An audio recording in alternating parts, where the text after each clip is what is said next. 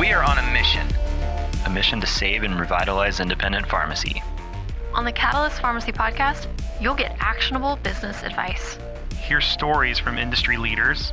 And share a laugh or two with us. Fuel your passion for pharmacy. One conversation at a time. 4, 3, 2, 1. Ignition.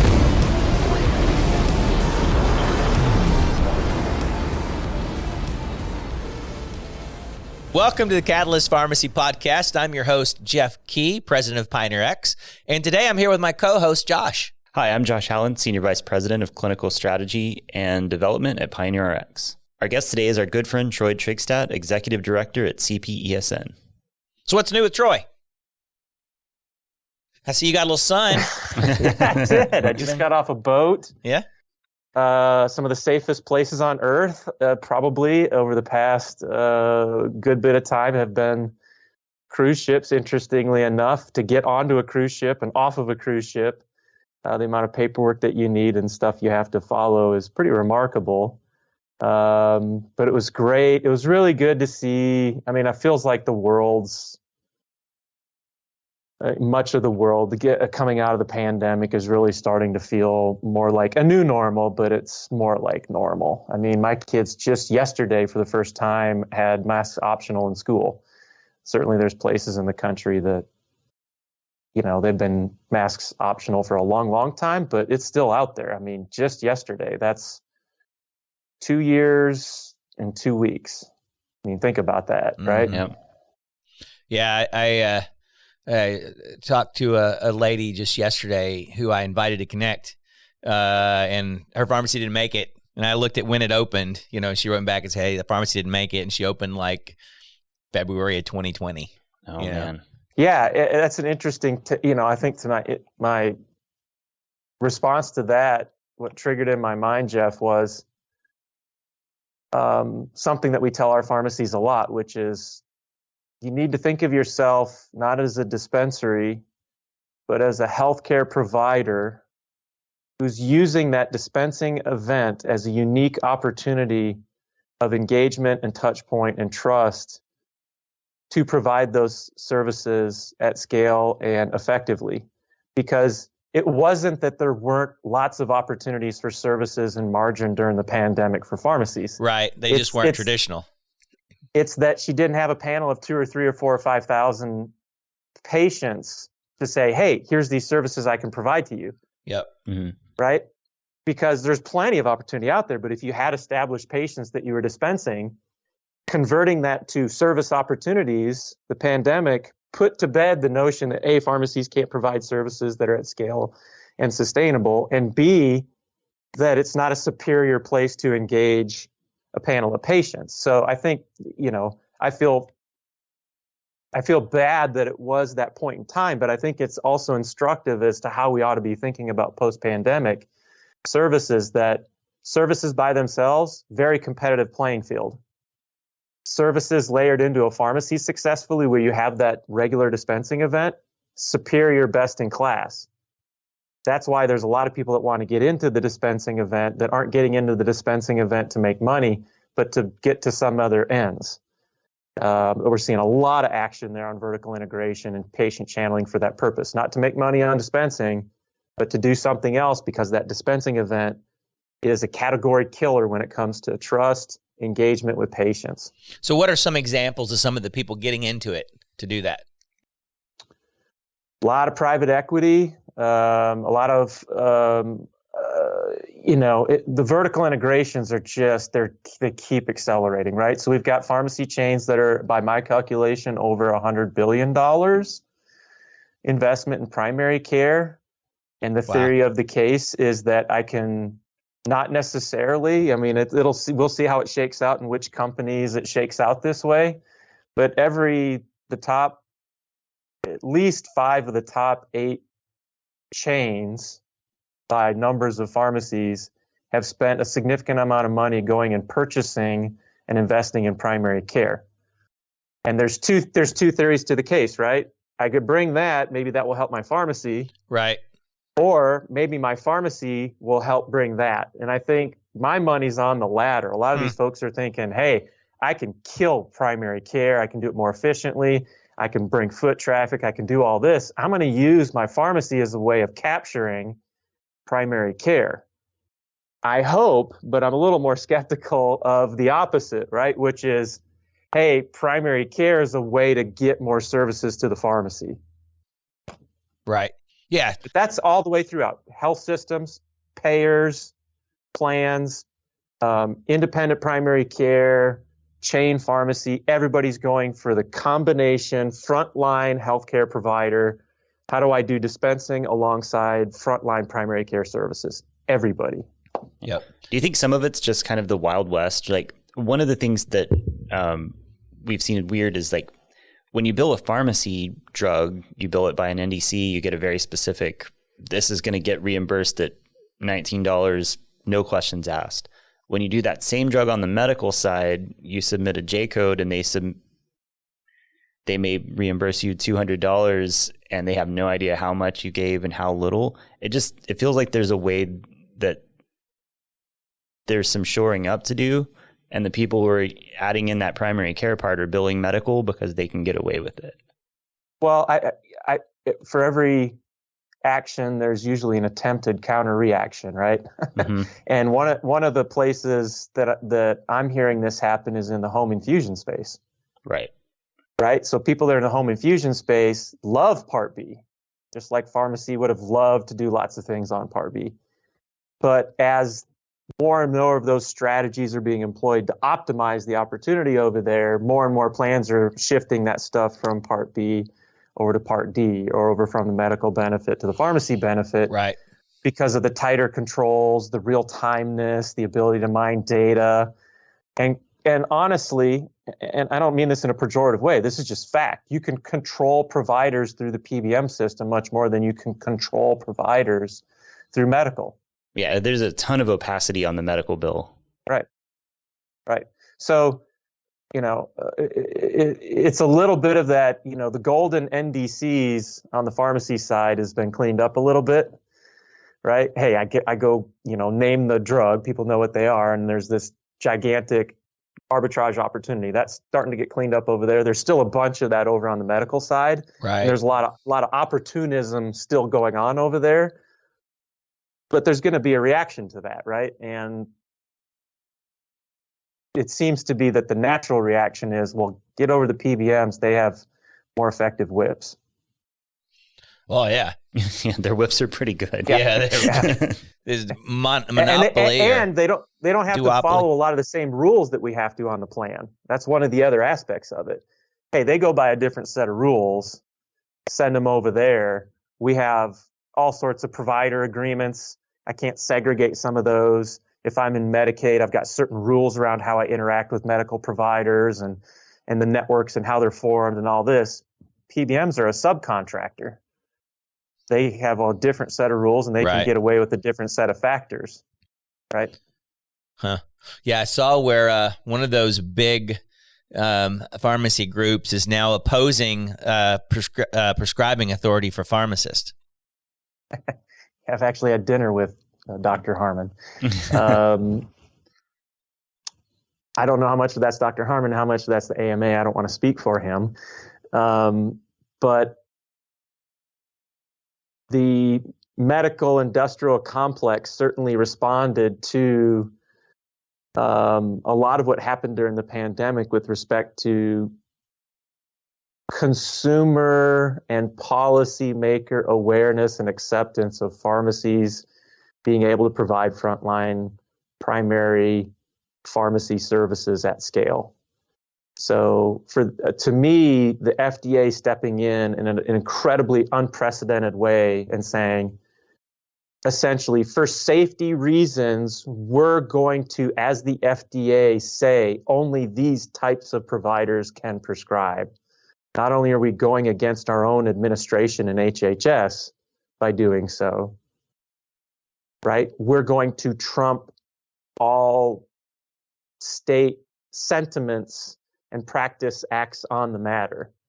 And the irony of that whole situation is the single most frequent and concerning sets of reports that we got once this sort of oral antivirals came to the marketplace was pharmacies saying the physicians don't know what to prescribe. They don't know what's going on with it. They don't know where it's at. They don't have any idea of this drug, and this drug. So the irony of the FDA's decision from our perspective and what we saw in the pharmacies was they prescribed 3 types of providers, physicians, nurse practitioners, and PAs, could only prescribe this drug for safety reasons, when in actuality, if you were on the ground, it was quite apparent that the most safe provider to let do this was the pharmacy. And that the actual dangerous situation was the person that's trying to be a general practitioner for somebody that goes to 13 different prescribers and they have no clue what's on their regimen, which is the typical situation in primary care. So it's flipped backwards at the FDA, and somebody needs to study it and call them out on it. Yep. So what's next this year for CPESN? Execution. Right? So we've been saying for 30, 40 years now, pharmacies can do this and that. And those opportunities are emerging. They're not COVID vaccine levels of economy of scale and opportunity, but they're real opportunities, real money in a lot of these. They're real opportunities to transform. But we have to actually cash the check that we've been trying to write for the last 30 years, right? So I probably spend 85% of my anxiety when I'm staring at the ceiling right now, not just with CPESN, but community-based pharmacy broadly. Hey, we got to get our crap together. And the IT folks and folks like yourself play a critical role in us being able to actually realize the potential that's there. I'm a believer in the potential. There's still a part of me that wonders if we can actually reach the potential. And that requires mindset change, workflow change, and we have to have, the old BASF thing. It just keeps coming to my mind. The pharmacist and their team are still the product, but we need the BASF, right? Which was, we're not the product, we make the product better. We need the pioneers, the technology providers, the middleware, the switches, all of those folks to make the product efficient and effective. The product itself has a ton of potential, but without folks like you guys steering toward what the future is, it's not going to happen. The providers can't do this on their own on an abacus and a notebook. Yeah, right? When you've got a little bit of a cart and a horse problem, right? We thought the vaccine process was pretty smooth until you tried to do 100 million of them every month.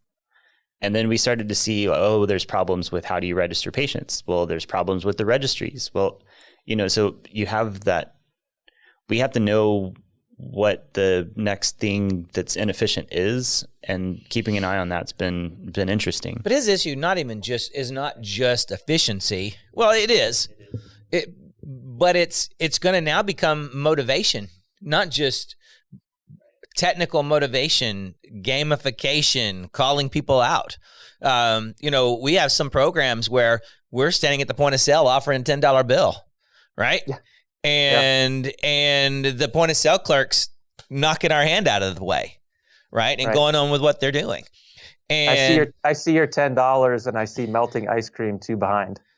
Yeah, I just I don't care at that moment in time. And I don't know, is our numbers back? Are the numbers? What's our completion rates at? I think right now at about 50%, and got up to as high as 78. Yeah. And now down to in the 58%. So part of it too, though, Jeff, is relative. So that's the other thing about this space that we're getting into is, when I look at like hemoglobin A1C and blood pressure, and we've had a couple programs like health risk assessments is a good example and even other programs where it was like, wow, we only closed 20% of gaps, and we're like hanging our head, tail between our legs. Right? Hey, only 20% gaps. And they go, 20%? Heck yeah. You guys knocked it out of the park, right? Because we get 10% with X provider or our call center right? Mm-hmm. So part of this is us all understanding that we're trying to enter a marketplace of folks that isn't just us, for good and for bad. Right. Right? We have to understand that. How did that compare to normal completion rates when we looked at, like, somebody looked across big chains or something like that? Wasn't that still a lot higher? I mean, we're still a lot higher, but at the end of the day, it was still kind of sad and disappointing to see that. Yeah. But you're right. Yeah. I mean, when you compare it to what, one of the big chains is going to do, it's still, 10 to 15% higher. But at 70%, that was double, right? Right, but not just big chains. There could be a call center that's trying to accomplish the same. Right. Yeah, there could be right. a physician's quality program that's trying to accomplish the same. There could be a care management company trying to accomplish the same. Right. So we need to recalibrate what we think about when we think about competition in the marketplace when it comes to services, and especially in value-based contracting. Yeah. And we have some gigantic structural advantages, and we have some gigantic structural disadvantages in pharmacy.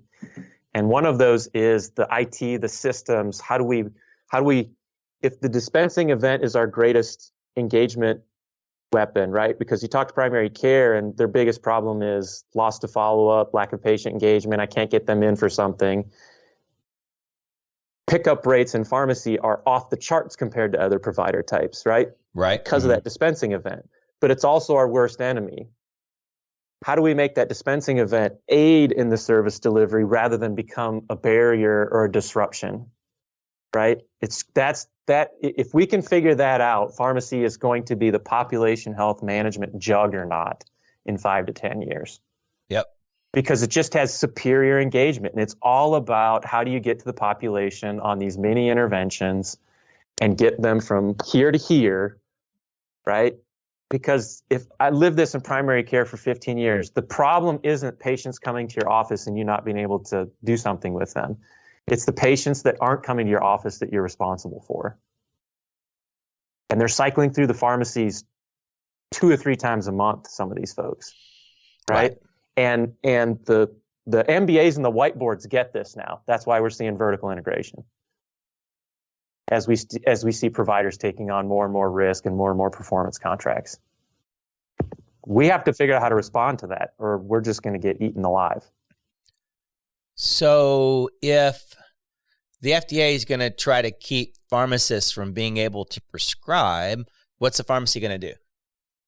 Make a relationship with a telehealth provider? I think what you're describing is the tectonic policy implementation value proposition battle of the next 3 to 5 years, frankly, because there's been some open questions that got settled during the pandemic. Like what? Can pharmacies bill medical? Are pharmacies willing to schedule patients? Can pharmacies derive a margin from providing services and load balance their labor? Blew all of those things out of the park. Can they adopt? I mean, infusion's a great example. Within 3 to 4 weeks of the opportunity, we had hundreds and hundreds of pharmacies doing infusions. If you'd have said that pre-pandemic, you'd have been like, no way, pharmacies aren't going to get it. It's too hard. It's too weird. It's not in their space. Well, when you have a $400 and $700 opportunity, guess what? You figure it out real quick. Right. So those questions are answered. Now it's going to become structurally, what's going to happen with vertical integration? What do the policy battles look like? What is the role of the consumer and the public saying, wait a second, it's safer, more effective, and cheaper for me to go this route versus that route? Why are you preventing me from going this route? I think that's going to be the big theme over the next 3 to 5 years when it comes to the longer arc of community pharmacy. Do you think there's some correction in there for like nurse practitioners and PAs where they went and they expanded so fast that a lot of them seem to be out of their scope? If you look at, cost of care, they're doing more defensive stuff. They're doing way more tests. They drive up cost in certain cases. Do you think pharmacy is kind of suffering from some of that now, where if there's a limited scope of practice for prescribing for pharmacists, that makes way more sense than just saying, open it up? I think the nature and culture of pharmacy as our upbringing and our professionals were our own worst enemy when it comes to how do we communicate our value to consumers in the marketplace. And I think it relates to how, and I'm there's great PAs out there, there's great MPs out there. As a trained health economist, I'm all for people leveling up. It just makes sense to do it that way, just from a systems perspective. But if you look at folks that are in sort of these other areas, like, so you have pharmacists, PAs, MPs, other types of professionals and paraprofessionals.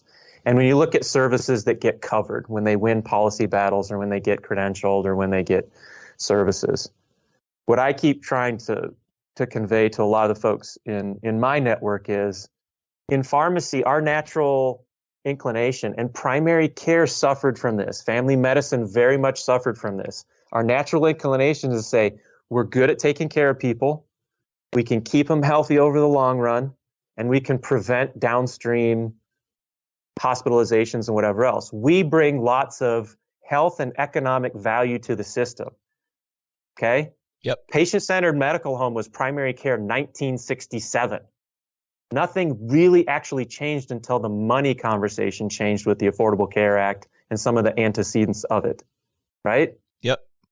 They made the same mistake we're making in pharmacy. Pharmacy's making the same mistake PCPs have been doing for a long time, which is the logical, sane value proposition if you're talking to a centralized system like the UK or Canada or whatever else, right? We have a different type of a system. It is a marketplace of ideas, good or bad. Some of those are good ideas, some of them are bad, but it gets there's a sort of a quasi-marketplace policy battle with agency cost in the US. And you don't win that battle by saying, hey, over the course of 10 or 20 or 50 years, look at how much value I can bring to the system. That doesn't lead to a CPT code that pays $120 for a 99 whatever. Right. Because we're on annual budgets, annual legislative cycles, right? We don't have this like long-term national strategy that you can actually reinforce on long-term time horizon value. We have fistfights every, annum, right?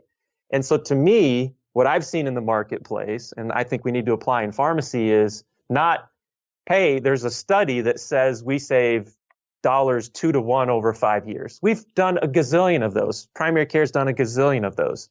The way you win the battle is you say, by not letting me do this, people are getting harmed. That's how things get covered. I want access to that Alzheimer's drug. My grandma's getting harmed. My mom's getting harmed by you limiting access to it. Not, here's this great ROI analysis that yada, yada, yada. Those are AMCP dossiers that go out to every country in the world except the US. There's a reason AMCP dossiers, they go to P&T committees, but at the end of the day, this battle's won on people not having access and they feel like they are being harmed or there's risk to them by not getting access to a service. And I see that in Medicaid in a lot of spaces, trust me, right? Where there's all sorts of services that are available that they try to turn them off, and advocates say, you're harming my disabled child, or you're harming this, or you're causing risk to people. Those are newspaper articles. Those are successful campaigns. And the crazy part about it, gentlemen, is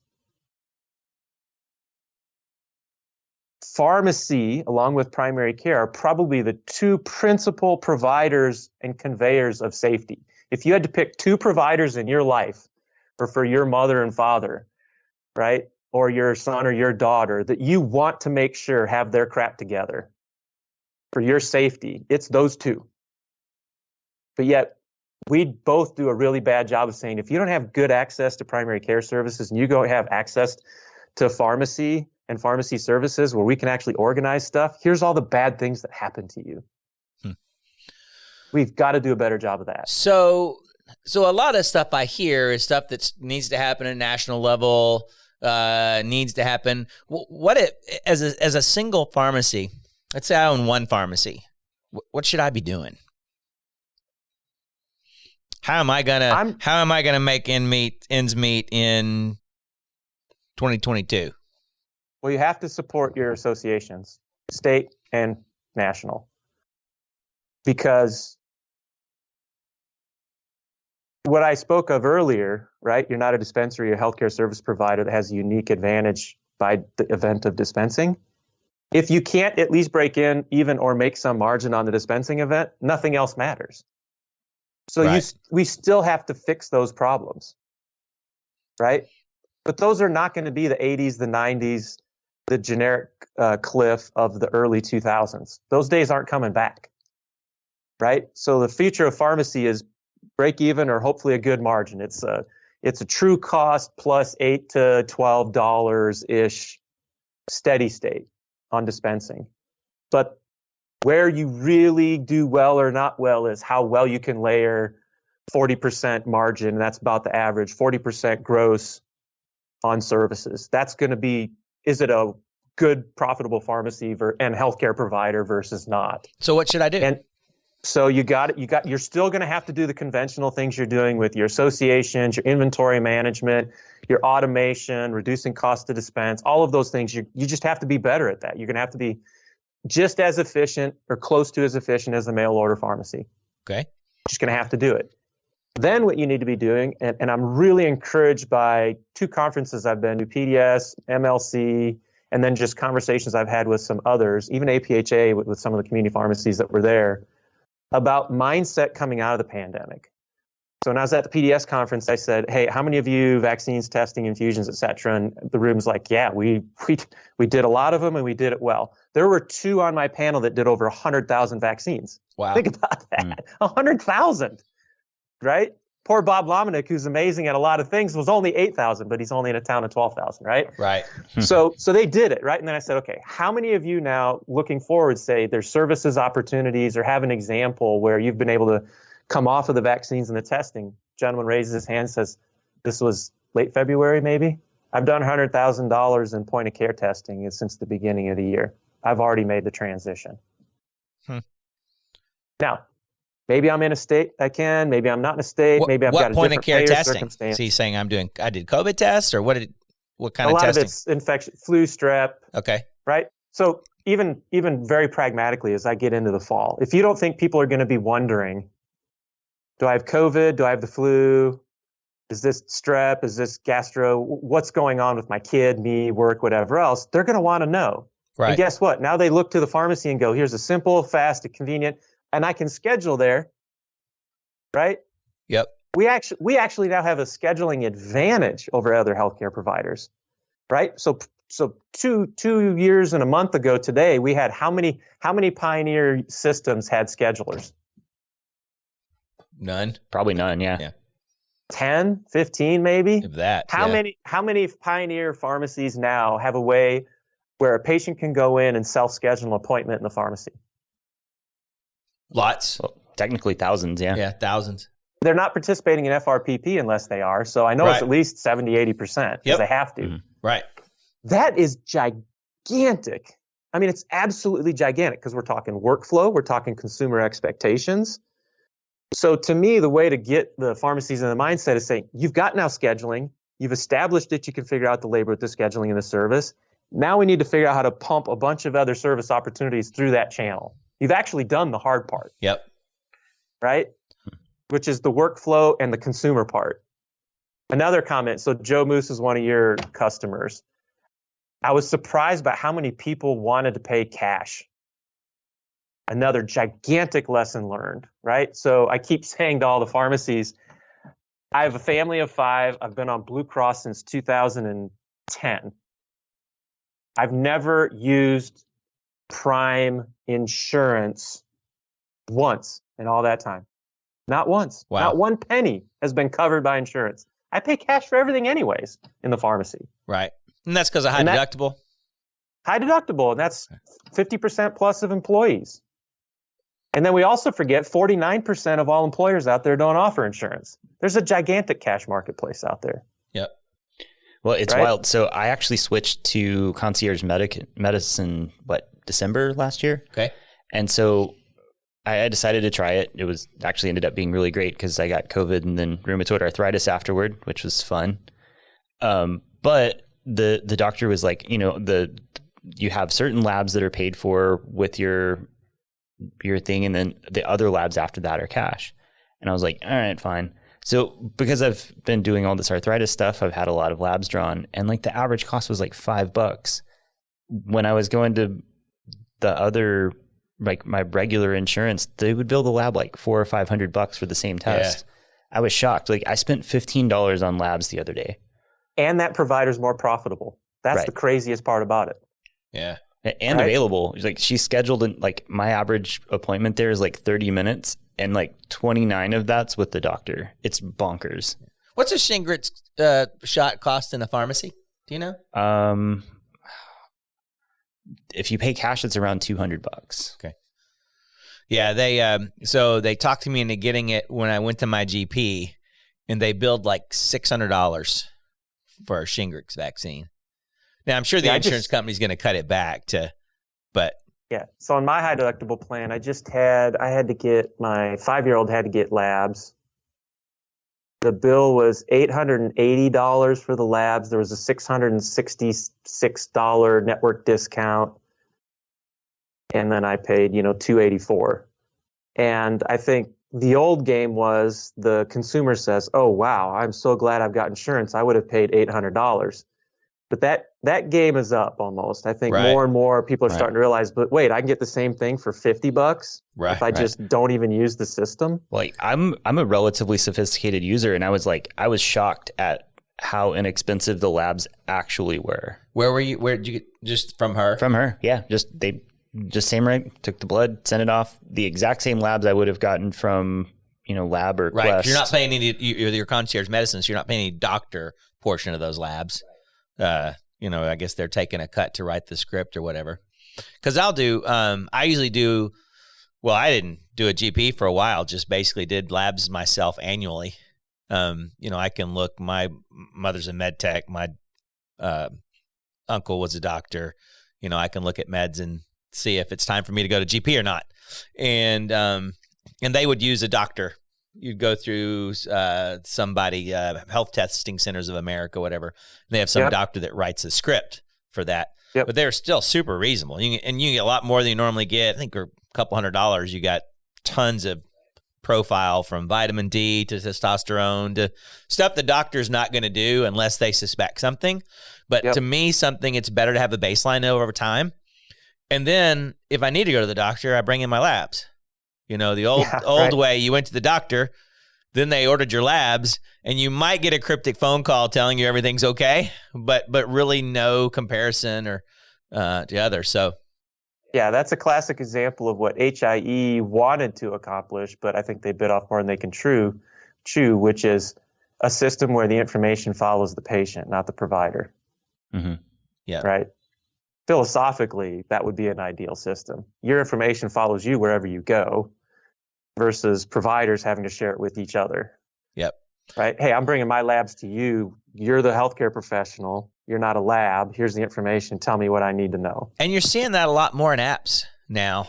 There are some of the hospital apps are other medical apps where you actually get the labs before you hear from your doctor. They're in the app. So that's changing. And I know I had to start going to a GP this year because our company requires it. It's you get a penalty if you don't go to a GP once a year.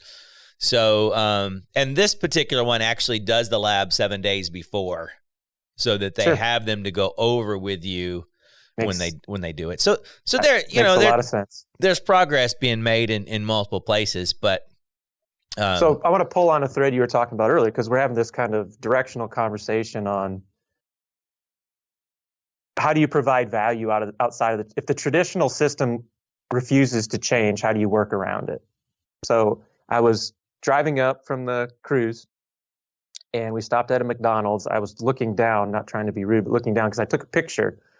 Hanging on the soda machine at the McDonald's when we walked in was this laminated sign. Here's what it says. McDonald's Arches. Free insurance. Need free medical insurance? We are hiring all positions and times.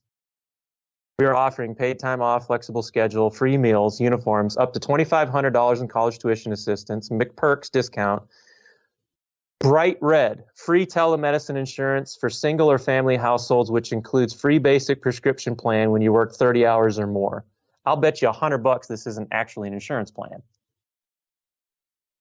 Right? Because generally these employers don't offer insurance because they might be like, hi, I'm an employer. I employ 15 people at this particular McDonald's. They have, most restaurateurs don't provide health insurance to most of their staff, right? In fact, a lot of pharmacies don't either, right? So how do you work in a competitive environment. This is like the post-World War II situation where it's like super competitive labor market. And here they're coming up with a product which is basically, what's the cheapest way I can provide basic healthcare to my employees? I'm not going to give them fill in the name, specialty, brand name, catastrophic. I'm not going to go through the whole ACA. I can't. Right. But boy, if I can give them 90% of drugs and telemedicine for $40 a month to me, maybe I can get some employees this way. This is a trend. Watch out for it. Interesting. We need to figure out in pharmacy how we respond to it. We're working on that at CPESN. What do you think about OTC hearing aids? Anything there? I was just on. Yeah, I was just, now that you Hearing mentioned anything that, about I was that? just on a cruise with Dad, my Okay. dad, Who needed a hearing aid? who lost his second hearing aid that cost $4,000 or whatever else. Right. Couldn't hear a thing all week. Wasn't really super engaged with the grandparents. Don't mean to call him out. He's a loving grandparent, great person. But you know, I told everyone in the family, I'm like, quit having a crisis about this. You can very easily go and get a relatively affordable. You don't have to go through a whole process. Just go pay for it. And if you can get for a couple $100 OTC that works just the same or just about as good, that's going to work best for Dad because he's going to lose the next $4,000 one, Right. in a month. And I don't know if Medicare will cover it and all this kind of stuff, right? So again, you're just getting to a trend, which is consumers, just direct access to things. Pay out of pocket is cheaper, more effective, and more convenient. So is there, though, how do I as a pharmacy start handling OTC hearing aids? Is there training I have to do? Is there? Yeah, I would say you need to. Trip Logan's all over this. You should get him on one of your next podcasts that's good. here. We've had Trip on before. We'll have to have Trip on again. Yeah, and a lot of it is, and I don't want to speak for Trip. I'll give a little preview here. Okay. Is first, understand the audiologist and the specialist in your area. Reach out to them and say, look, I'm not trying to compete with you, but there's a physician in Cincinnati I talked to that said that there's good evidence that Alzheimer's progression is dramatically increased when you lose your hearing because you lose engagement. Okay. And he was a very passionate advocate for, he's like a brain surgeon, or I can't remember exactly what his function was, but he was very much an advocate for getting OTC hearing aids out to the marketplace. I think he does cochlear implants. And understanding who's around you versus just, hey, I've got retail space, I'll put it in my retail space. Right. Not a good strategy for any independent, frankly, right? It's about relationships, referrals. How do I help my patients? How many of my existing patients might have this need, right? And how do I screen them? And so it's a potentially great area, and Trip's an expert, but you're probably going to have more opportunity, again, because your existing patient panel and your relationships with providers is your bread and butter as an independent. Yeah, I wonder if Trip's coming to Connect. Maybe that might be a good class to teach on the... I'd be shocked if he isn't. He's a new Pioneer user, and he's not but 200 miles from Nashville, right? Yeah, I'm sure he's coming. I was wondering if he's... I'm sure he's coming. Well, just wondering if he's already teaching something or... He's got a whole baked something like that. Presentation on it already. I've been a part of it. So what is your class about at Connect? That's a good question. I'm sure I've got homework. He's like, it's not May 31st yet. A host of other places. He's like, I've been out for a week and a half. It's like, I'll think about that a week before. Where did y'all cruise to? We set out from. This was a 4 times rescheduled family vacation with both sets of grandparents. So our goal was to get on a bigger ship with fewer stops. Okay. So we were able to get on one of those Oasis class ships. They're unbelievable. So this was Harmony of the Seas with the open back end and the purple slide and everything. 8,000 people. I mean, it's bonkers, right?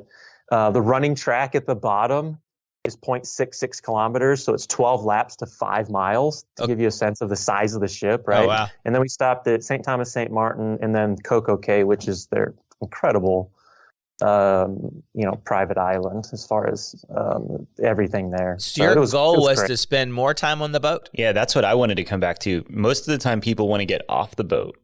Yeah, if it was just Peggy and I, we'd want to be on a new island every day. But when you've got a larger group and family kind of reunion like team type things, we've identified as a good way to do things. Because you got everything from somebody that's much less mobile, Right. people that like certain things. Hey, I want to go explore the island. I want to do shopping. So it's kind of a great way to figure out people with different interests and different comfort levels in different countries, different mobility, different age ranges. For us, you get on a big Royal Caribbean boat, you go to a couple islands, there's tons of stuff for a 5-year-old to do, a 10-year-old to do, a 15-year-old to do, and a 78-year-old to do. But you're all back in the same place for dinner. And CPA should do a pharmacy cruise. That came up, actually. But this is before I was leaving. I was like, here's what I'm doing. Like, we should do a theme cruise. Dibs on that show. No, I think they should. Cruise, right? The times are about the same. Imagine a cruise filled with all your favorite people, and they can't get that far away. Yeah, You can always chase them down. Audience for CE. Yeah, you can chase them down. Yeah, it's funny. Jess and I were talking about doing a cruise, and every time we were about to pull the trigger, some horrible thing happens on the cruise where they're like, this cruise is broken out 2 miles off the coast and everybody has diarrhea. And I'm like, oh, she's not going on a cruise now. Well, yeah. So that was one of the things I noticed.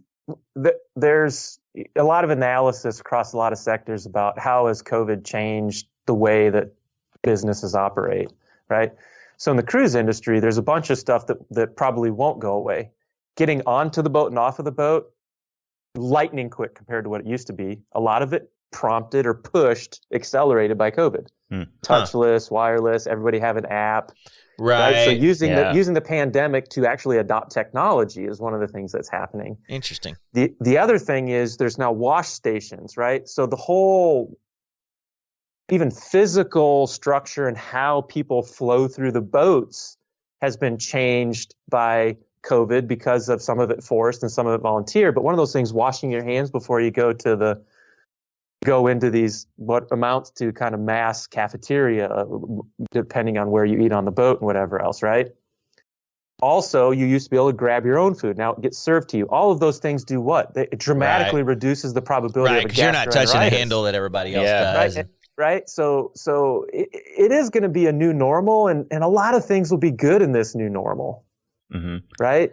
I'm still shocked at how dirty we were. You know, like the things that we were able to, that we tolerated Mr. pre-COVID. Hole, the whatever taco stand that you can find. I'll eat dirty food. I understand that. But I'm talking about surfaces and Dirty like mouth. cleaning and But like, that's one of the things I hope doesn't go back after COVID, where you're like, one of the things that like, that I'd never really thought about is when you go into Target, like, you know, and you grab a shopping cart, they have like a person there that's like spraying them down and cleaning them. And I guarantee you, pre-COVID, they hadn't been cleaned since the day they rolled off the truck new. Right. Yeah. Yeah. So my 10-year-old yesterday, like I said, this was the first time our school district was mask optional. And I know a lot of people have a lot of different sentiments about masks. It's not really, what I'm saying is not about masks specifically. What I'm saying is habits are habits. Right. Right. And so my son's like, he still takes a mask with him. He's used to it. Right. I think eventually it'll come off, but he's still wearing a mask. He's like, oh, I wear a mask. I'm used to it. He'll pull it down. You know, eventually I think, but it's a habit for him, right? But what are some other habits that we all learned that we should have been doing, like brushing our teeth that we learned in the pandemic? My kids wash their hands like crazy. I thought you were about to say you learned to brush your teeth in the pandemic, but I was like, oh, no, I see. Like there's these habits, right? Like we're all told brush our teeth, and some of us do a better job than others. But you've seen the statistics, right? And we know there's flaws in the Y chromosome when we see statistics about how many men walk into a bathroom, go to the bathroom in a public restroom, and don't wash their hands when they leave. It's like 60, 70%, right? Like that's gross, right? Yeah, that's terrifying. My suspicion is that number will go down dramatically. It's probably not way different than the doctors who go into a patient's room without washing their hands. Well, that's the whole manifesto. It's probably not. Atul Gawande manifesto, right? Right. You make it a thing, you make it a habit, and you follow it. Kids picking their nose in total seriousness, right?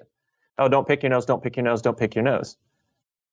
Kids pick their nose. I haven't seen my kids pick their nose in 2 years, and I haven't seen them do it since since, even when there's no mask around or anything, because they've gotten into a habit. Right. Right. So I think, as we're thinking just broadly, either personally or pharmacy, just reflecting on what new normal is and what are some of these sort of underlying behavioral tectonic changes that have happened. And for me, again, it's consumers thinking of pharmacies as service providers in a way that at a mass scale didn't exist before. Right? Before it was, and also if I feel comfortable, I might be able to get a vaccine at a pharmacy. That's not where people are at now. It's if I'm going to get a vaccine, I'm just going to go to a pharmacy. Of course, that's where I would go. Why would I go anywhere else? Right? It's I can pay cash for things. It's I can schedule an appointment. Right? It's new ways of patient flows that they're used to now. Right? So how do I provide personalized service, but maybe I'm not really giving up that delivery to the parking lot? Right? I was at Eric's Prescriptions Unlimited. They've got a very kind of crafty way that he does his drive-thru. It doesn't really feel like a drive-thru. It feels like you drive up and it's basically like, how can I be in a car and the exam room at the same time? It's not like a push a thing out. It's a whole door, right? Who's that? Who's the owner there? Is that Mark? Eric Larson down in St. Eric Cloud. Larson. Okay, yeah. Yeah, I did my pre-cruise testing there. Oh, wow. And it was like, wait a second, this is what drive up should look like. And my gut tells me, I haven't asked him, but my gut tells me is they knocked a hole in the wall because it's not a natural drive up structure that he has. No, they just have a door going to the. Exactly. Right. But that's better. Right. Right. Like, I basically had an appointment with this person. I never had to leave my car, but it was still an appointment. It wasn't like put milk through the. Right. So there's these things that we really should be thinking about as far as what things should we keep and learn about, particularly service delivery and how consumers think of services and how they pay for them. Yeah, that's interesting. I was in that pharmacy and I kind of thought about that as a workaround. Mm. Well, it's funny. My dry cleaners has a door that's exactly like that, and they've done it for years because it's easier for them to run out and bring my clothes. Yeah, go ahead. Right. So maybe we shouldn't call it a drive-through. Maybe it's a drive-up. Huh? Yeah, right? That's cool. But something as sort of small as that we might just dismiss in our world could be a really big shift, change mindset for our customers, for our teammates, right? It's true.